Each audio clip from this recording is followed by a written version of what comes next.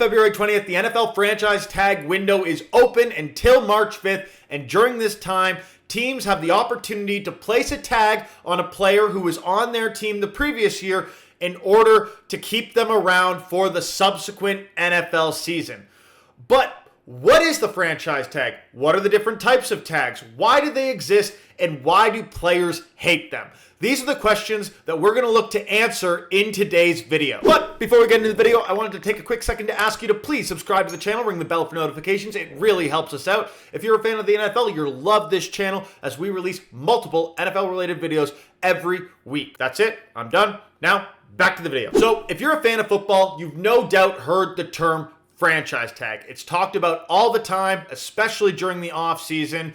But what is the franchise tag? You might be surprised to learn that there's actually not one, but two franchise tags, as well as a third tag known as the transition tag. So what are these tags? Well, all these tags are fairly similar, and what needs to be known is that teams are only allowed to use one of these tags every year. They can pick which one, but they can only use one. And these tags are utilized to retain a player's services with the franchise, typically a top tier player that it would be massively detrimental to the team to lose. Where these tags are similar is that all players are given 1 year, fully guaranteed contracts based on a formula. But that formula differs depending on which tag is utilized. It should also be noted that the formula only matters if the formula number is higher than 120% of the player's previous salary.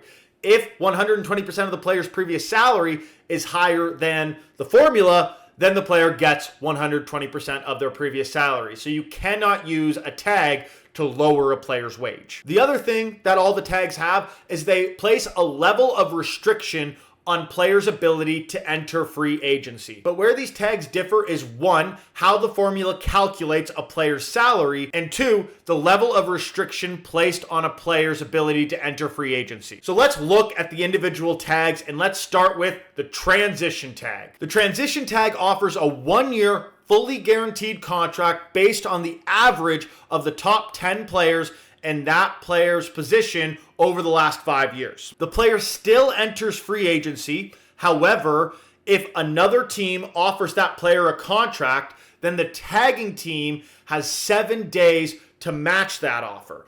If they match the offer, the player plays on that contract for the tagging team. If they don't match the offer, then that player plays on that contract for the team that signed them in free agency, and that's the end of the story. That's it. Next up, we have the non-exclusive franchise tag. The non-exclusive franchise tag is the most well-known franchise tag and the most commonly used tag. In fact, there's many years where no other tags outside of the non-exclusive franchise tag are utilized by teams.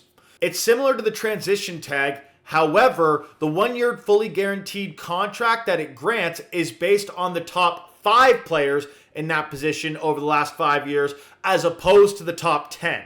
This results in a higher salary for the player. However, under this tag, if a player were to sign a contract with a different team and the tagging team were to choose not to match, the signing team would have to give 2 first-round picks to the tagging team. The reason that this tag is so commonly used is because 2 first-round picks is a price that almost no player who would be getting an open market contract would be worth also trading away 2 first-rounders to attain.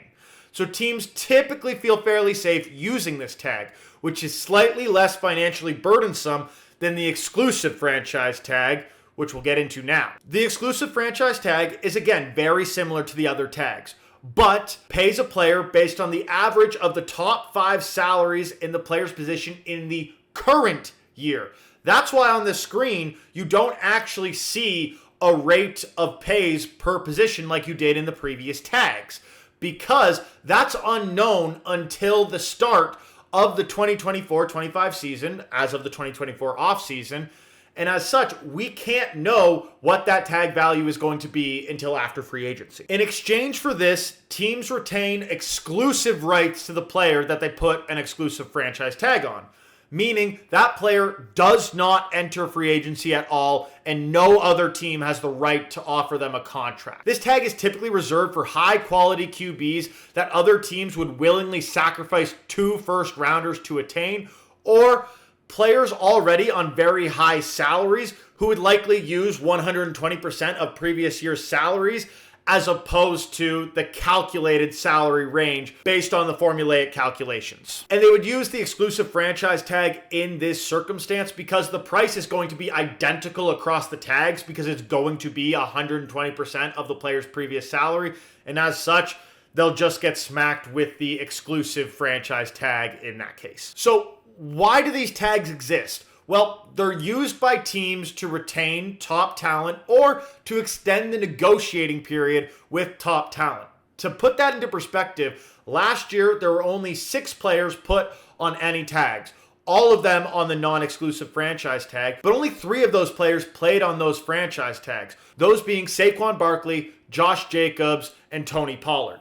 Now, I know that a few of these players did technically sign contracts that were slightly above the franchise tag rate, but at the end of the day, they still effectively played on the franchise tag. I'm considering it that they played on the franchise tag. So why do players dislike the tag? Well, the reason is because it allows teams to pay a potentially below market rate on only a 1-year contract to retain a player's services. This is problematic for players as in the NFL, careers are typically quite short. You don't get to enter the league until your early 20s, and most careers are over by the time you hit your early 30s.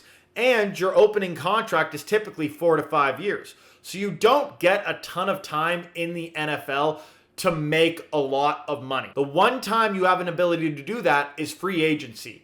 And the franchise tag forces players to sign 1-year deals, meaning they only get 1 year of guaranteed money. When on the open market, players of this caliber would easily be able to attain 2, maybe even 3 years of guaranteed money and even more term of contract if they're able to live up to the cost of said contract. And yes, with the non-exclusive franchise tag and the transition tag, technically players do still enter free agency and could sign contracts. But with the non-exclusive franchise tag being the predominantly used tag, and with teams typically not wanting to give up 2 first-round picks unless it's for a quarterback, it is effectively the same as an exclusive franchise tag, just a slightly cheaper option for teams to be able to utilize. The position that's hurt the most by the franchise tag, at least in recent years, is the running back position. Running backs tend to have very short NFL careers, typically having their careers effectively done by the time or before they hit the age of 30, so they have a very short window to be able to be paid. And NFL teams know this, and they know productivity wanes very early. So what teams have started to do is to draft running backs fairly early or mid-rounds,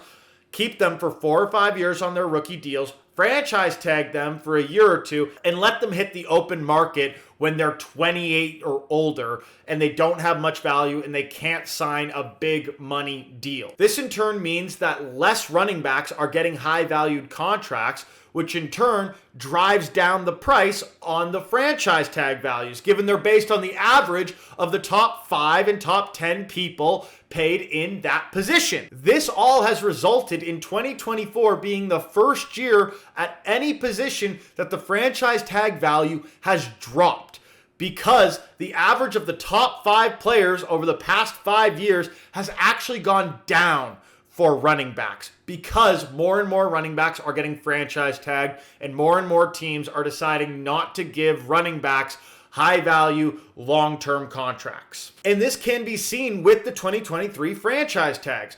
As I said before, there were 6 players who were franchise tagged in 2023, and 3 of them played on the tag or effectively played on the tag. Those 3 being Saquon Barkley, Josh Jacobs, and Tony Pollard, all running backs.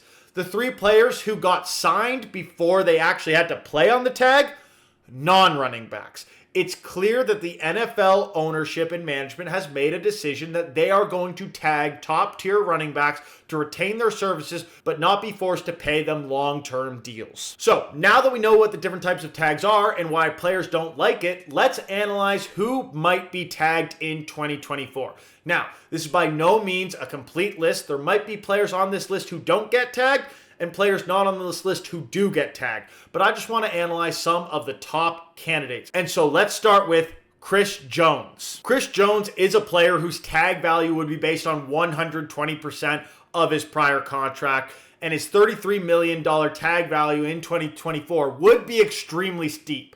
But he's an extremely good player for the defending champions, and they may need to utilize the tag to keep him around or extend the negotiating window. Next up, we have Josh Allen. Nope, not that Josh Allen.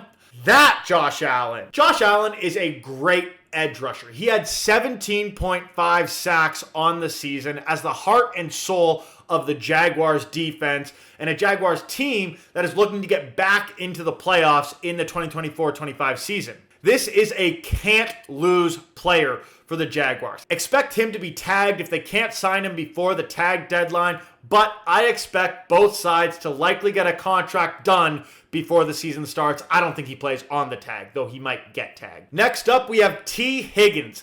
T. Higgins is a top wide receiver, and the Bengals could use the tag to keep him in tow. But with Jamar Chase's contract coming up, I think if they tag Higgins, he plays on the tag or ends up holding out. I don't think they have the ability to sign him long term, and as such, he's either a tag or a leave-in free agency guy to me. The fourth player on our list is Brian Burns, and man, I feel for Brian Burns.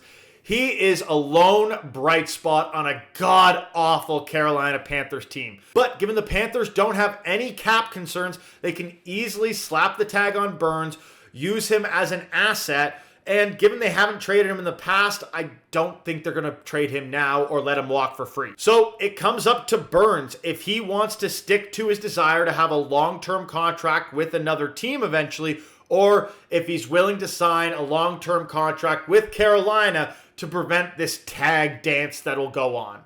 I think he ends up coming to a contract with Carolina. It's really tough in the NFL to not do that, but man, I feel for Brian Burns. This is not a franchise you want to be with. Our fifth player is Justin Madubuike, and he had a career year for the Baltimore Ravens in 2023-24. This career year has lined Madubuike up for a massive payday, but a Ravens team looking to compete might not be willing to let him test the open market. So don't be surprised if they tag him to extend his negotiating window, much like the Ravens did with Lamar last year. At number 6, we got Christian Wilkins. It seems defensive linemen and pass rushers are the name of the game for tags this year, and Wilkins is no exception. The Dolphins are in win-now mode with making trades for guys like Jalen Ramsey, Tyreek Hill, and Bradley Chubb, so they can't afford to lose a defensive player of Wilkins' caliber.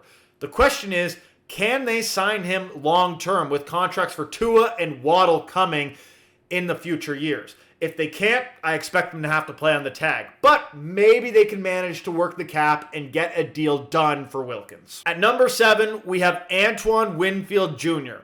Antoine Winfield Jr. is a solid safety for a Buccaneers team, and anytime you have a guy that's 25 years or younger with high production, you expect to see a tag on them if they're unable to come to a contract before they hit free agency. But at the end of the day, this is a player I expect to have a contract come the start of next season, and I feel like the tag would only be used to extend a negotiating window with this player in the team. At number 8, we have Jalen Johnson, who is one of the best cornerbacks in the league in 2023. This guy had a career year at the perfect time, and I expect him to be tagged by the Bears. Johnson did request a trade at the deadline with no long-term deal in place, but I expect Johnson to be kept around by a Bears team nearing the end of their rebuild, and if tagged, I expect them to come to a long-term contract agreement with Johnson because the only reason he demanded that trade was because he didn't have that long-term contract.